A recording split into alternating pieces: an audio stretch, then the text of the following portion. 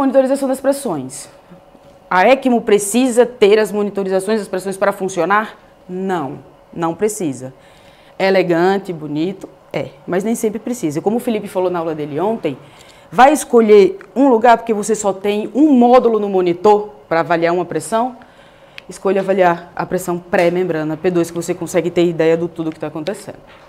Mas a gente pode avaliar a pressão na linha venosa pré-bomba, que a gente vê a pressão da drenagem do sangue, a pressão negativa, com muito cuidado, porque se você não souber o que você está fazendo, pode entrar ar ali, a zona de pressão negativa, e você promover o que a gente conversou muito ontem, na verdade, sobre a entrada de ar no sistema, e a gente vai ter que resolver.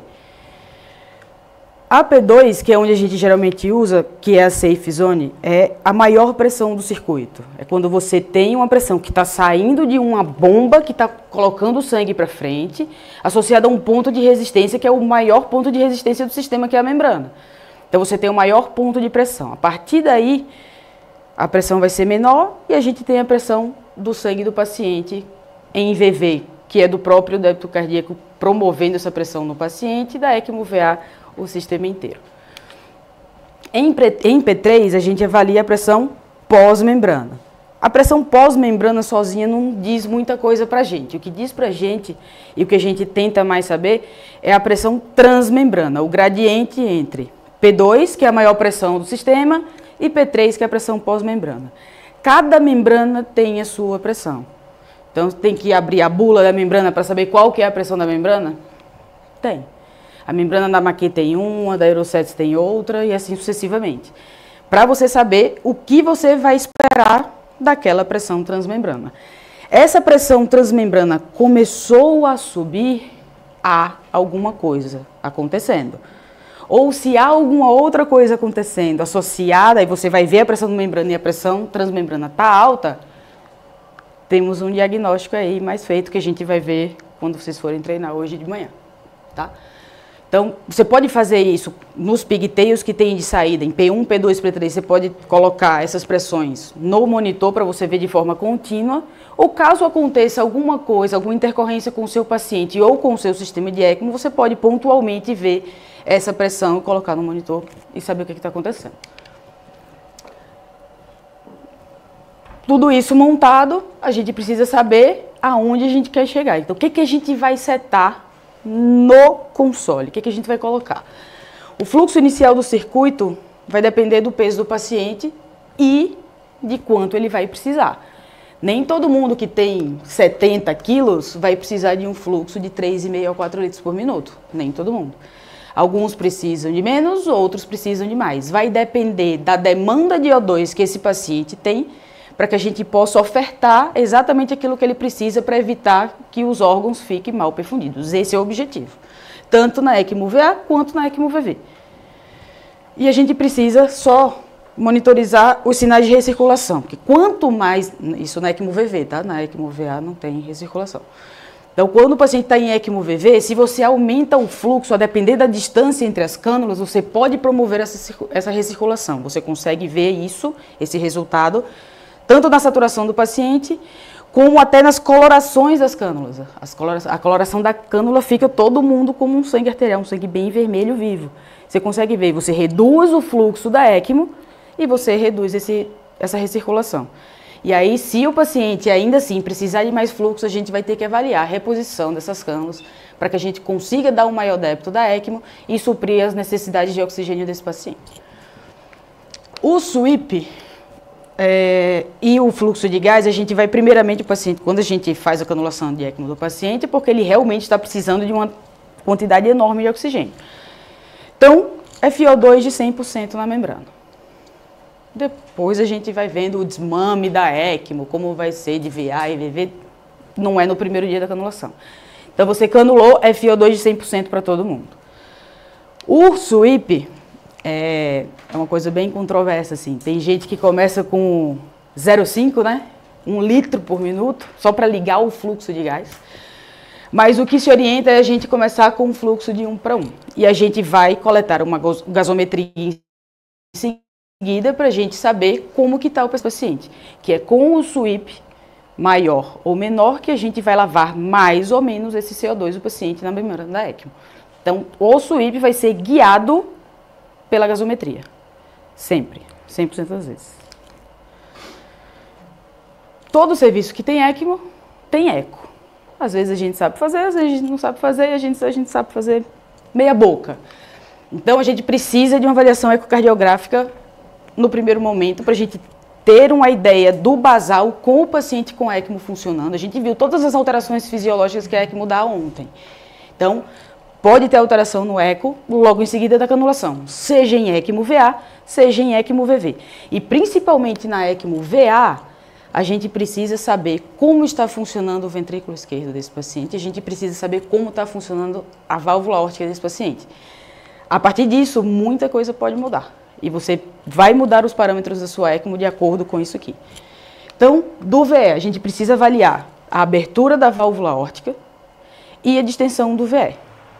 Se você tiver uma válvula aórtica disfuncionante e um VE dilatado, mais tarde a gente vai mostrar para vocês o que é que pode acontecer. Não é legal, não é bom. O ventrículo direito, claramente também, afinal de contas faz parte do suporte.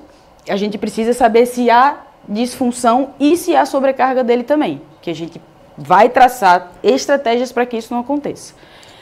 E avaliar se já há presença, havia antes, ou se já tem agora a presença de trombos cavitários, para a gente poder tratar o paciente da forma adequada.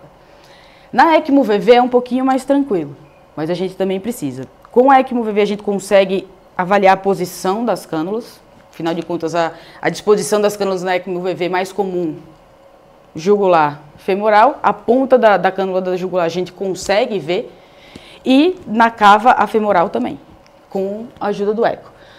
E a gente pode ver também, avaliar a entrada e a saída do fluxo de sangue no átrio direito, no coração direito do paciente.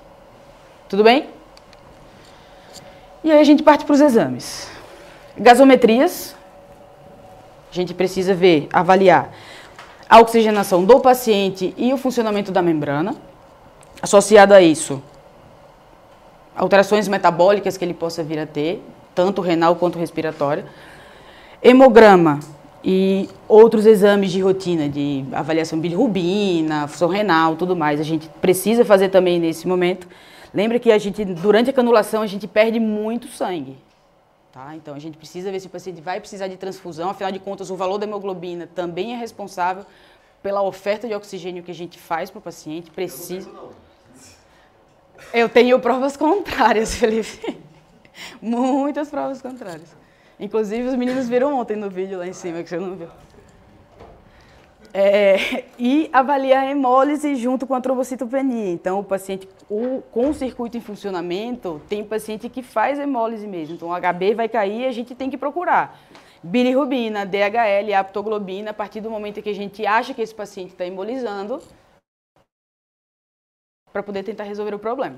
A coagulação, afinal de contas, estaremos anticoagulando o paciente, ou a maior parte deles, com TTPA e NR fibrinogênio associado às plaquetas lá do hemograma. Tá? E onde a gente vai colher essa gaso? Para que eu vou colher 3 gasos? Um gaso pré, um gaso pós, um gaso do paciente.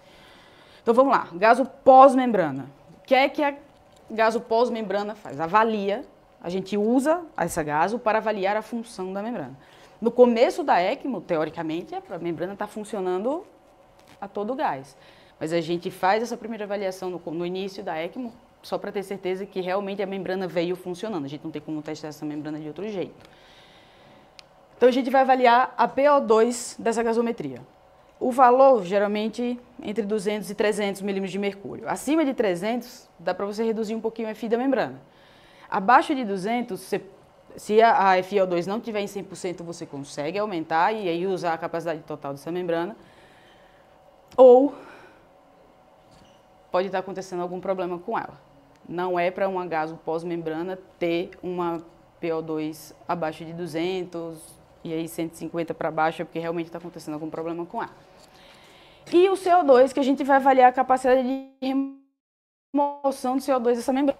Então, acima de 45, a gente sobe o SWIP para lavar mais o CO2. Abaixo de 45, de 35, perdão, a gente consegue reduzir esse sweep e fazer o controle, tá? Na gasometria pré-membrana, o que a gente vai avaliar? Gasometria pré-membrana vai depender do tipo de suporte que o paciente está recebendo. Então, na gasometria pré-membrana da ECMO veno-arterial, o que chega na membrana é o sangue venoso do paciente. Teoricamente, a depender da posição da cânula, um sangue venoso central. Então, a gente consegue ver nesse momento quanto que está a saturação venosa central do paciente. Uma saturação venosa mista, que deve estar entre 65% e 80%. Acima de 85%, você pode avaliar de reduzir o fluxo da bomba. Talvez o paciente esteja recebendo um pouco a mais e você consegue reduzir esse fluxo a depender de outros parâmetros, tá? Isso aqui a gente só junta. Abaixo de 65%, significa que o paciente provavelmente não está recebendo uma oferta suficiente de oxigênio. A gente precisa aumentar o fluxo da bomba para que ele consiga deixar o oxigênio na periferia de forma correta, tá? Dentro da ECMO venosa, a gente vai avaliar a saturação do mesmo jeito da gaso pré-membrana, mas pensando de outra forma. Os valores são um pouco diferentes. A gente tem que lembrar que na ECMO VV o paciente tem o coração funcionante. A gente não está fazendo a ECMO VV para dar o suporte cardíaco para ele. A gente só quer passar o pulmão, que não está funcionando. Então, na gaso... como eu chamo, meu Deus? Na gaso pré-membrana, obrigada.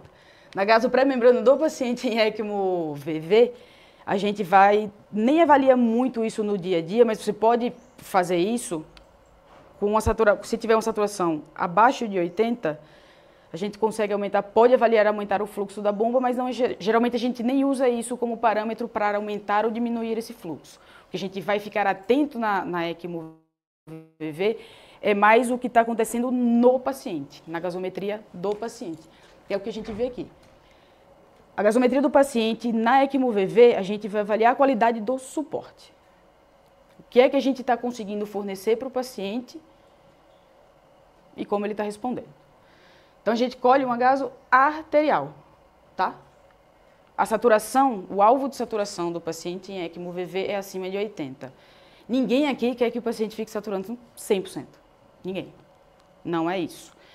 Nenhum paciente precisa de uma saturação de 100% ou um PO2 de 100, 150 para atender as suas demandas de oxigênio. Não precisa disso tudo. Isso já foi estudado e tudo mais. Então, se você tem uma saturação acima de 80%, talvez você não precise desse suporte todo. Avalia ou a redução do fluxo, ou a FI do ventilador, e você pode até avaliar um início de desmame.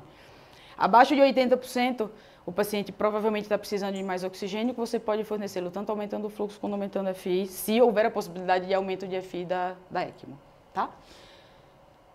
Beleza? E como que a gente vai deixar o nosso ventilador? A gente conversou ontem várias vezes, a ECMO não vai resolver o problema. Por que a gente faz um ECMO VV num paciente com SARA?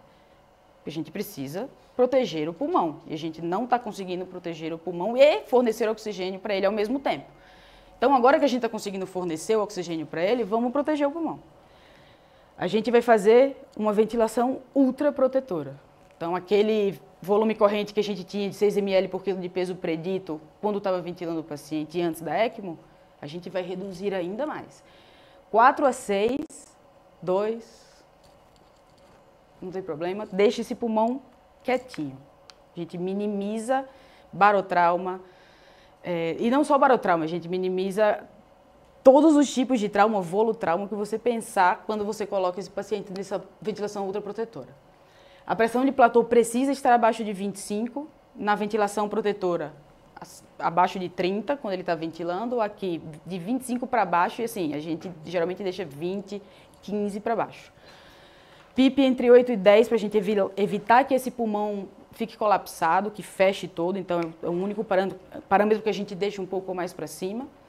FiO2, 30, para a gente usar o mínimo de função residual que esse paciente tem no pulmão. Às vezes precisa mais, porque a membrana só não dá conta. Às vezes precisa e a gente aumenta. Tenta não passar de 50%.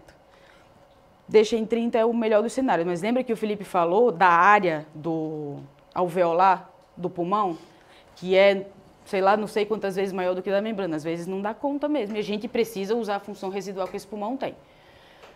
Evita. E aí, como que a gente deixa o ventilador, então? Normalmente a gente deixa no número bonitinho, mágico, cabalístico. Pressão controlada de 10, PIP de 10. Frequência respiratória de 10. F de 30. 10, 10, 10, 30. Deixa ele quietinho. A gente vai começar a avaliar esse pulmão quando o paciente começar a mostrar pra gente sinais de melhora. Canulação periférica. Não existe profilaxia antibiótica. Ah, precisei abrir o tórax para fazer uma canulação central. Todo tórax aberto merece 24 horas de profilaxia com antibiótico. Anticoagulação. Na hora que você está colocando a ECMO para circular, bolo de heparina de 50 a 100 unidades por quilo, e a gente mantém com infusão contínua de heparina não fracionada, com um alvo de TTPA entre 1,5 e 2,5. Se você usa o TCA, você mantém em torno de 120, 150, dependendo do paciente. E a monitorização vai depender disso. Lembrem-se que hemograma, função renal, avaliação de hemólise a gente faz pelo menos diário e às vezes a gente precisa mais de uma vez ao dia, dependendo de como o paciente vai se comportar. E o controle de TTPA para heparina não fracionada, de 6 em 6 horas pelo menos, a depender se vai ficar estável ou não, a gente pode espaçar um pouco. E é isso. Perguntas?